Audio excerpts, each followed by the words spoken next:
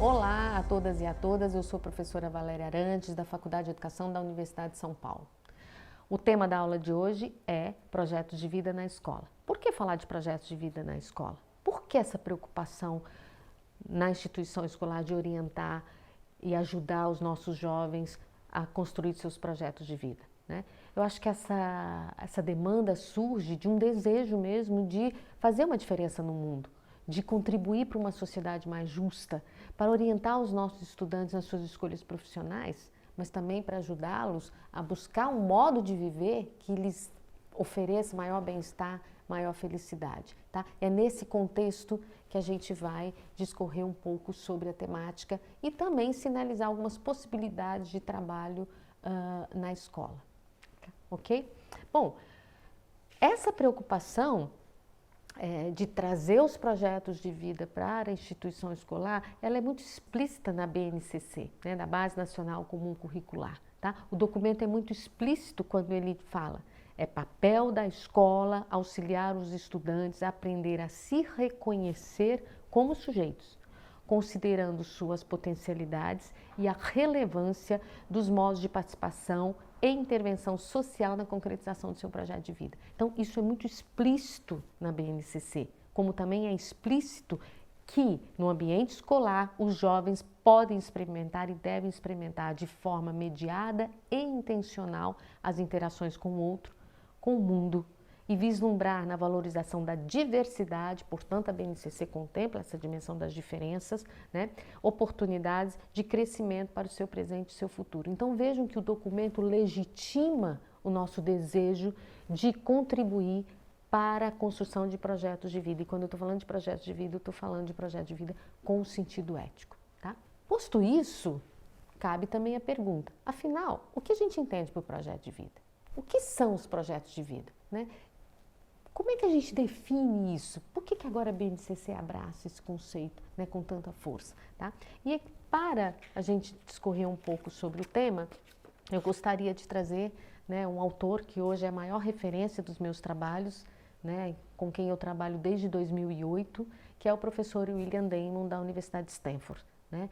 Eu considero o professor Damon um dos grandes estudiosos da moralidade humana no campo da psicologia, no campo da educação e, para mim, um dos autores, se não o autor que mais aprofundou a temática, né? E o Damon começou essa preocupação, buscar isso há anos atrás, quando ele foi entrevistar os jovens americanos e ele percebeu, né, como os jovens, como ele identificou tantos jovens, né, que no senso comum a gente fala sem rumos, sem rumo, sem saber o que fazer das suas vidas, né? No Brasil a gente tem uma expressão que eu acho que ilustra um pouco o que o Damon encontrou nos Estados Unidos, né? Que é aquele jovem nem estuda e nem trabalha. E mais do que nem estudar e nem trabalhar, nem vislumbra um futuro. E essa é uma preocupação forte, né, que nós educadores devemos ter, tá? Então o professor Damon, quando ele traz o conceito de projeto de vida, ele conceitua, né, o projeto de vida como uma intenção estável e generalizada de alcançar algo que ao mesmo tempo é significativo para o sujeito. Em psicologia a gente fala o self, né? É significativa para o próprio sujeito, mas que também gera consequências para o mundo além desse sujeito. A ideia de gerar consequências para o mundo para além desse self, ela é super importante, né? Porque ela nos aproxima da questão da moralidade, nos aproxima da educação moral, da educação em valores, tá? Então, de nada adianta eu ter um projeto que vislumbra única e exclusivamente o meu bem-estar, tá? Então, e somos todos sujeitos sociais, esse bem-estar, é claro que ele está sempre atrelado, é claro que ele pode vir a impactar a sociedade, mas quando o Damon traz esse conceito, com essa preocupação de algo que vai além do sujeito, né, ele traz com certeza essa preocupação com algo que vai impactar o mundo, tá? E mais ainda, quando o professor Damon desenvolve isso num livro que inclusive nós temos no Brasil, que chama O que o Jovem Quer da Vida, né, publicado pela editora Sumos, que é uma leitura que eu super recomendo, que é a única obra dele traduzida para o português. O Damon coloca claro que os projetos de vida, eles envolvem a mobilização de valores e sentimentos que podem ser vislumbrados na relação entre eventos passados, ações presentes e projeções futuras, tá? Com isso, a gente tem aqui um construto que integra a constituição da identidade, né, a construção identitária e as possibilidades de interação com o meio, tá? Definir projeto de vida não é algo banal. Eu acho que a escola tem que entender de que projeto de vida ela está falando, né? Para ela poder, de fato, pensar nos projetos que ela vai desenvolver. Por que eu estou dizendo isso e estou insistindo muito nessa definição? Porque o que eu tenho visto muito em muitas das instituições escolares é uma preocupação única e exclusiva com o projeto profissional, tá? E quando a gente fala de projeto de vida, a gente fala das 3 dimensões dele: profissional, pessoal e social. E a social vai fazer jus a essa ideia de extrapolar o self. Portanto, eu quero deixar claro aqui esse recado. O projeto de vida, ele inclui 3 diferentes dimensões e, para mim, é um equívoco as instituições escolares assumirem única e exclusivamente a preocupação com a questão profissional, ok? Bom, posto isso, a gente, né, de novo, vou lançando mais perguntas. Se existe um razoável consenso de que sim, é preciso a escola abraçar essa causa, é preciso a escola investir em projetos que orientem os jovens a encontrar um rumo significativo na sua vida, cabe algumas perguntas, né? Como que a gente faz isso? Como ajudar os alunos a adotar modo de vida coerente com o que eles desejam para si mesmos e para os demais, né? Ok, estamos de acordo que a escola precisa fazer isso, mas como fazer isso, tá? Como nós podemos criar condições para que eles sejam capazes de apropriar e incorporar valores morais, valores éticos nas suas projeções futuras, né? Não são perguntas simples, e eu acho que a escola, o corpo docente, toda a equipe da escola tem que construir esse caminho. Não existe uma receita mágica e não existe nenhum material, na minha opinião, material didático que vá dar conta disso, tá? Bom, por que não existe? Por que a escola tem que construir isso? Por que a escola precisa, a equipe precisa construir isso conjuntamente? Porque a construção de um projeto de vida pressupõe que o sujeito conheça a si mesmo. Então, eu tenho que conhecer esse meu entorno, tá? Não é uma coisa externa, tá? É necessário que o sujeito compreenda de que forma as suas crenças, seus valores, as suas aspirações pessoais, de que forma elas podem servir para realizar algo de fato significativo para a sociedade, de fato contribua para a melhoria do mundo, tá? Portanto, isso é construído nesse contexto, tá? Bom, eu queria, nessa aula, dar algumas dicas para vocês de como eu acho que esse trabalho tem que ser feito, né? Também baseado no trabalho do professor Damon. Eu acho que eu poderia abordar vários aspectos importantes para se trabalhar com projetos de vida, mas eu escolhi para essa aula fazer um recorte sobre 4 possibilidades ou 4 elementos que configuram a construção desse projeto de vida e que me parece fundamental que nós, educadores, tenhamos consciência disso, para que a gente possa desenhar as nossas ações, desenhar as nossas práticas, tá? Primeiro, momentos de inspiração, pessoas de referência, esforço e comprometimento seria o terceiro, e o 4º e último elemento que configura essa construção e que tem extrema importância para nós educadores é o desenvolvimento de habilidades e força de caráter, tá?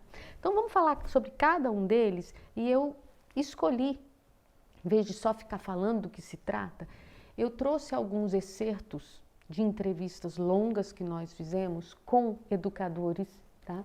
Que foram reconhecidos no Brasil como educadores que impactaram a sua comunidade, foram reconhecidos como educadores que fizeram ações, que têm experiências bem-sucedidas, que impactaram não só a vida dos alunos da escola, como também impactaram a comunidade, tá? Então, eu estou falando de educadores, vamos dizer assim, que nos inspiram. E eu acho que essa é uma coisa importante, né? A gente, às vezes, na educação, a gente fala muito dos aspectos negativos, de como o professor precisa melhorar, de como precisamos formar os professores, mas me parece que valorizamos pouco, né, aquelas experiências que deram certo.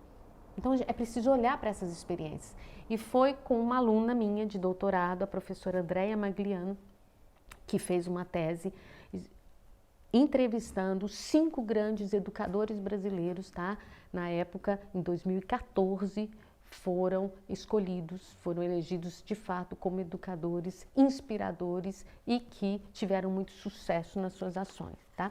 Então, o que eu trouxe aqui, eu vou falar um pouco sobre cada uma desses elementos, né? E vou trazer excertos da entrevista para vocês verem como, de fato, são elementos importantes para a gente repensar a formação dos nossos alunos. Pois bem, primeiro que eu disse foi sobre momentos de inspiração. O que seriam esses momentos de inspiração? Tá? Os momentos de inspiração, nós entendemos a possibilidade que os nossos alunos têm e que nós devemos proporcionar isso a eles, de entrar em contato com temáticas relevantes no mundo contemporâneo. Tá? Por quê? No momento em que nós oferecemos isso ao aluno, tá? Oferecemos a ele temáticas relevantes do mundo contemporâneo, das demandas que nós temos, tá? Nós acreditamos que nós permitimos a ele, nós damos a possibilidade dele identificar formas de fazer diferença no mundo. Isso é um princípio básico do projeto de vida, tá? Portanto, nós precisamos subsidiá-los de elementos para que possam impactar e que ele assuma a essa responsabilidade no mundo, tá?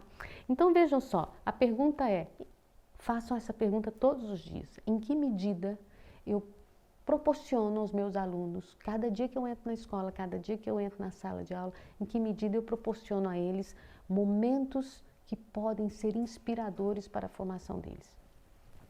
E foi pensando nisso que eu trouxe um excerto da entrevista de um professor que chama-se Fernando, tá? Que é um professor de história reconhecido, hoje ele é diretor, né, de uma escola no Ceará.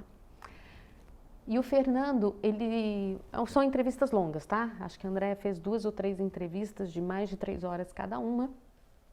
E num determinado momento, o Fernando conta uma passagem da vida dele, dizendo como que ele escolheu fazer história.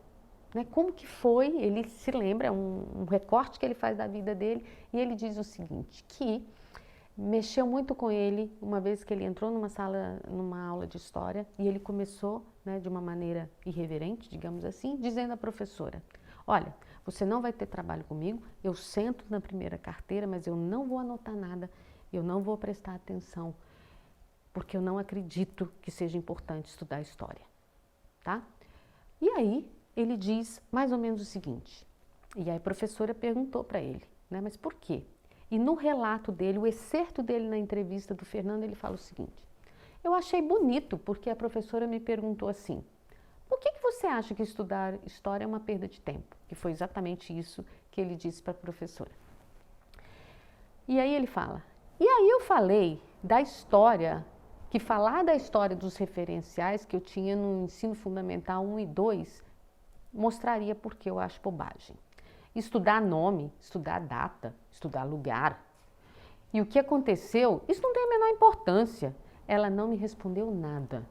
Ela não abriu a boca. Ela só ouviu e passou para o outro aluno. Tá? Então vejam só, o Fernando lembra, e uma das coisas importantes do projeto de vida é você reconstruir a sua história, reconstruir o seu passado, né, à luz do presente. E ele fala que isso foi super marcante, né?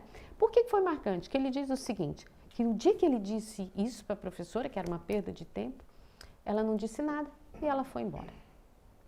E aí ele continua. Na aula seguinte, a professora chegou e eu estava sentado na primeira carteira, de frente para a porta. Ela entrou na sala, não falou bom dia nem nada, nem oi, nem nada. Ela jogou um livro na mesa e falou, isso é história, e foi para a mesa dela. Era um livro da professora Gilda de Mello de Souza, que era mulher do Antônio Cândido. Ela foi uma professora, né, na Universidade de São Paulo, uma filósofa, né, super reconhecida. Ela fez uma observação da história do Brasil através das roupas, a professora Gilda. Eu peguei este livro e eu devorei. Era um livro acadêmico. Era a tese de pós-doutorado da Gilda. E eu li este livro em 2 dias. Eu devorei esse livro. E foi aí que eu descobri a história. Graças ao livro e graças a essa professora. Foi aí que eu falei, vou fazer história. O que eu quero dizer com isso? É claro que se nós pensarmos, essa professora jamais imaginou que a conduta dela impactaria de tal forma a escolha do aluno. E aí vocês vão dizer, bom, mas é incerto. Claro, mas a educação é incerta.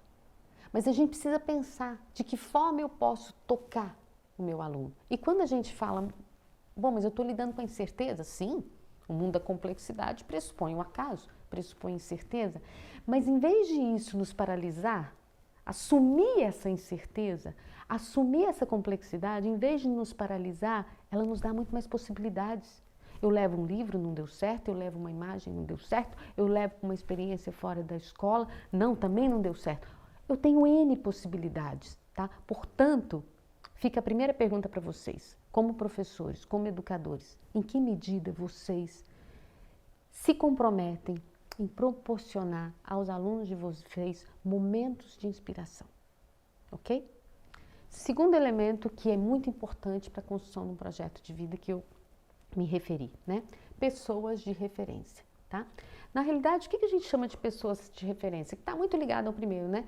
Aquelas pessoas que me inspiram, né? E aí, o contato com pessoas que têm um projeto de vida é muito importante para os nossos jovens, né? Assim, pode ser muito inspirador, né? Pode ser muito inspirador. E aí a gente vai ver quem foi na nossa história referência para nós, né? Como que impactou, né? Que valores tem essa pessoa? O problema é que, às vezes, a pessoa na qual a gente se inspira não tem princípios éticos. Então, pode ser uma pessoa violenta, pode ser uma pessoa agressiva, pode ser uma pessoa corrupta, né? Haja visto a história da política brasileira, né? Mas, sim, então, essa é a preocupação, essa é a minha preocupação como educadora, essa é a minha preocupação como mãe. Quem é inspirador para o meu filho? Quem é inspirador para o meu aluno? Tá? E aí, pensando nisso, eu trouxe um excerto também desse educador, né, do Fernando, que ele diz o seguinte, que quando ele tinha, nessa entrevista, ele conta que quando ele tinha 5 anos, os pais dele se separaram e aos 11 anos ele se mudou para Belo Horizonte, né? E aí ele vai falar de um tio, né, que foi super importante para as escolhas da vida dele. E ele diz o seguinte, Nelsinho, tio Nelsinho era uma referência na minha família. Ele sempre foi um intelectual da família. Foi ele que me ensinou a gostar de cinema, de música clássica. Ele que me ensinou a observar com mais cuidado a MPB. Ele é uma referência cultural na minha vida. Ele que me fez olhar para o pensamento de esquerda, para o comunismo, para o socialismo. Tio Nelson é uma referência. Essa sorte que eu tive de ter ele do meu lado. Era um convívio muito intenso com esse tio, que eu admiro muito. Que ele foi e ainda é uma grande referência para mim em termos de cultura, em termos de posicionamento de vida. E ele está vivo, é uma grande referência para mim até hoje, tá? Então, de novo aquela coisa assim, né? Em que medida nós somos referências? Como professores, né? Como pai, como mãe, né? E é curioso que sim, eu tenho uma filha de 10 anos. O tempo inteiro ela me sinaliza as minhas incoerências, quer dizer, eu sou um modelo importante, né? Então, não adianta a gente falar, olha, lava suas mãos para comer e você não lava as suas. Quer dizer, eu sou uma referência, eu legitimo a minha autoridade. Eu acho que isso é importantíssimo para nós educadores, sobretudo quando a escola assume o trabalho com projeto de vida. Terceiro elemento importante na configuração de um projeto de vida, do qual eu falei. Todas essas dimensões, gente, elas estão absolutamente interligadas, né? Uma relação muito íntima, mas só para a gente organizar. O terceiro elemento que eu falei é o esforço e comprometimento. Aqui o que eu quero dizer é o seguinte, na medida em que a gente identifica um projeto de vida, que a gente tem clareza do nosso projeto de vida, que a gente consolida um projeto de vida, é importante a gente planejar esse projeto de vida, né? Para a gente executar esse projeto de vida, para a gente construir, eu preciso de ações. Aliás, todos os estudos que nós fizemos, pesquisa e tal, uma das dimensões importantes é a dimensão das ações. De nada adianta eu dizer que eu quero ser uma grande escritora, né, se eu não me dedicar. Eu quero ser uma grande pianista. Você faz aula de piano? Né? Eu quero ser um grande atleta. Né? Eu acho que o esporte traz muito isso, porque o esporte exige muito esforço. Né? Como assim você quer ser um grande atleta e você não treina? Você não se dedica? Você não tem disciplina? Né? Então, assim, essas coisas todas que nós, professores, podemos sinalizar para os nossos jovens. O que eu preciso para alcançar isso? E à medida em que eu assumo o projeto de vida, né, eu assumo essa responsabilidade, eu vou me esforçar para consegui-lo, se ele fizer sentido para mim. Se ele de fato for significativo para mim, eu vou me esforçar. Né? E aí a gente tem inúmeros exemplos de jovens, crianças que quando abraçam uma causa, não tem limite. Né? A gente vê que, né, minha filha mesmo de 10 anos, para acordar para ir para a escola é uma guerra em casa, mas para acordar, para ir para a aula de pismo, ela acorda 4 horas da manhã. Quer dizer, aquilo tem sentido para ela, né? Aquilo é da ordem do pessoal, é da ordem do desejo desse projeto, tá? E aí eu entro eu vou dar um exemplo também de uma educadora, né? Que é a diretora, a professora Eda, diretora do CIEJA, tá? Em Campo Limpo, na cidade de São Paulo. Quando ela conta um pouco hoje da trajetória dela, ela conta que ela foi fazer pedagogia com 42 anos, tá? E uma dedicação assim ímpar à educação brasileira, tá? E aí na entrevista dela, ela conta pra gente assim: eu tinha 2 empregos, um filho temporão que apareceu de 7 anos para cuidar. E eu falei assim: eu vou fazer faculdade aos 42 anos. Eu trabalhava de manhã no estado, logo em seguida corria, em 10 minutos pegava a prefeitura, ia para casa, ajeitava a casa e ia correndo para o terminal de Jabaquara. Eu pegava o ônibus Cometa, assistia a aula e voltava sozinha. Eu e o motorista, no último ônibus de Santos para São Paulo. Dormia até na praça. Eu ficava lendo e no dia seguinte pegava o primeiro ônibus às 5 horas da manhã. E lá vinha eu para São Paulo de novo. Quer dizer, essas loucuras eu fiz e foi tudo incrível. O que eu quero dizer? Eu estou trazendo para vocês aqui, gente, relato de professores exemplares, do bom professor, né? Porque é a nossa área. Então, o que tem na narrativa de todos esses 5 grandes educadores brasileiros? Tem essa coisa do esforço, né? Eu quero, eu vou, eu consigo, eu me dedico, sem limites. Tá? Então eu trouxe um excerto aqui da professora Eda, né, que vocês podem ter mais informações na tese de doutorado da professora Andréia Magliano, no banco de dados da Faculdade de Educação. Tá? E aí a gente entra no quarto elemento, que também é super importante para a configuração do projeto de vida, que é o que a gente chama de desenvolvimento de habilidades e força de caráter. Tá? O que a gente entende por essa dimensão é que à medida em que você se esforça para construir esse projeto de vida, você tem um projeto claro, consolidado, você vai se dedicar a ele, você vai buscar ações que favoreçam a construção desse projeto, atingir esse projeto, né? À medida em que você vai se esforçando para conseguir esse projeto, tá? Você vai adquirindo satisfação e você vai tendo mais engajamento ainda, tá? E isso vai te colocando numa posição de muito mais confiança, de autoconfiança. Então, por isso que a gente fala que à medida em que você se esforça, que você se dedica, você também desenvolve mais habilidades, né, e caráter, tá? Então, um exemplo que eu trouxe aqui é da professora Sônia, também reconhecida como uma grande educadora de Salvador, tá? E na entrevista da Sônia, ela diz o seguinte: uma das coisas que hoje eu não me considero mais uma pessoa tímida. E antes eu sentia necessidade de falar, mas a timidez era bastante grande. E a entrevista toda ela fala que a timidez foi um grande obstáculo na profissão docente dela, né? O fato de eu não gostar da minha voz, achar que ia falar de uma forma que as pessoas não iam entender. Então, nesse período, eu aprendi que eu precisava me aceitar. E uma das primeiras coisas que me fez mudar foi eu começar a reconhecer essa minha fragilidade. Eu precisei primeiro assumir que eu era extremamente tímida, né? Então, é um processo de tomada de consciência. Eu tenho dificuldade improvisar. Então, eu já me antecipo para organizar as reuniões com as lideranças comunitárias. Claro, ela tinha uma causa muito nobre, ela tornou-se uma grande líder, mas a timidez, a vergonha de falar ao público era um limitador para essa causa que ela abraçou. Pois bem, as dificuldades em relação à escrita eram muitas. Então, eu perdi o medo e eu comecei a escrever e tornar meus escritos públicos. E aí, eu pensei que as pessoas que estão ao meu lado vão me perguntar se eu escrevi certo ou não, por que eu escrevi isso, se eles não entenderam, né? Então, primeiro eu tive que reconhecer o que eu tinha ainda de fragilidade. E eu acho que isso contribuiu muito para o meu crescimento e fez eu me tornar uma profissional bem melhor.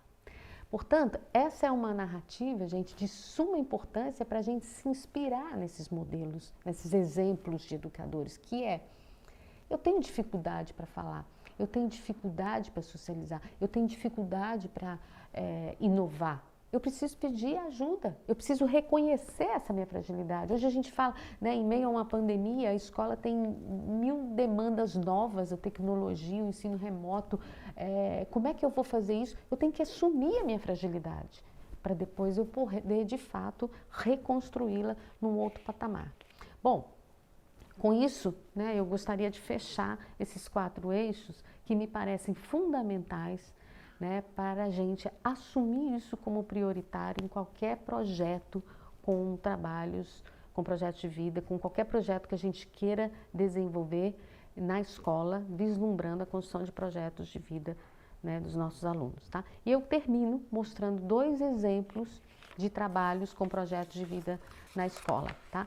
O primeiro deles é um projeto de caráter interdisciplinar que foi desenvolvido na Escola Pinheiro, no bairro que chama-se Capela do Socorro. O que essa escola fez foi, primeiro, um projeto de natureza interdisciplinar exigiu a participação de professores de diferentes áreas, né, porque precisava fazer jus à transversalidade e à interdisciplinaridade. Então, cada aluno escolher uma temática e eles trabalharam com educação, com cultura, com saúde, com esporte. A primeira coisa que eles foram fazer é conhecer o bairro, de novo fazendo jus ao design thinking. É preciso ouvir a demanda da comunidade, tá? E a partir dessa demanda eles foram criando problemas de pesquisa, né, para se desenvolver os seus projetos, tá? Então o que vocês estão vendo aqui é uma exposição que foi feita no final da execução desse projeto por diferentes grupos, né? E a gente teve produtos fantásticos, né? Então nós tivemos criação de site de prevenção contra determinadas doenças, sempre a partir da demanda da comunidade, tá? Nós tivemos passeios ciclísticos pelo bairro, né? Com fomentar a questão das práticas esportivas no bairro e outras tantas coisas. Trata-se sim de um trabalho que envolveu muitos profissionais de diferentes áreas, mas que fez jus à interdisciplinaridade, à transversalidade, ao design thinking, à cultura maker, aprender fazendo, eu vou ter que fazer, eu vou ter que vislumbrar. E isso vai, de fato, fortalecer a formação desses jovens, né? E o outro exemplo que eu trouxe aqui é de um grupo de professores que desenvolveu, buscando atender os jovens da escola na qual eles trabalhavam, desenvolveu um aplicativo, né, que chama-se Alternativa E. Né? O E vem de empoderamento juvenil. Então eu vou passar um vídeo de 1 minuto e pouco para vocês verem como que esse aplicativo teve como objetivo ajudar os jovens a refletir sobre as suas escolhas profissionais, tá? Isso foi desse ano de 2020, tá? Que eles se reuniram e falaram o que podemos fazer no contexto do trabalho com projetos de vida na escola. Então eu vou passar para vocês assistirem agora. Esse projeto partiu das dificuldades que os jovens apresentam em escolher uma carreira profissional. Por essa escolha envolver o desenvolvimento de uma tomada de consciência e também a busca por um aprimoramento pessoal, ela em muito se relaciona com a construção de um projeto de vida. E a gente pode até considerar que o aspecto profissional é um dos aspectos de um projeto de vida. Então foi desenvolvido um aplicativo simples e colaborativo, no qual os jovens podem pesquisar sobre diferentes cursos, diferentes profissões, ouvir relatos de experiência sobre as diferentes áreas de atuação, compartilhar informações sobre o mercado de trabalho, estudar com aulas voluntárias e do YouTube. Também tem um mural de dúvidas, no qual eles podem trocar experiências e interagir com profissionais de diferentes áreas e também com estudantes. E nessa última parte que tem as datas importantes para aqueles que estão prestando vestibular. Bom, pessoal, com tudo isso, eu espero ter dado visibilidade à relevância do trabalho com projetos de vida na escola, aqueles elementos fundamentais que nós devemos considerar e contemplar nas nossas ações e, finalmente, a importância de você promover práticas nas quais os alunos sejam, de fato, protagonistas desse processo. Eu acho que somente nesse caminho é que nós vamos fazer jus àquilo, né, que a gente acredita que é formar pessoas que vejam sentido na sua trajetória e que ao mesmo tempo estejam comprometidos com a melhoria da nossa sociedade. Muito obrigada.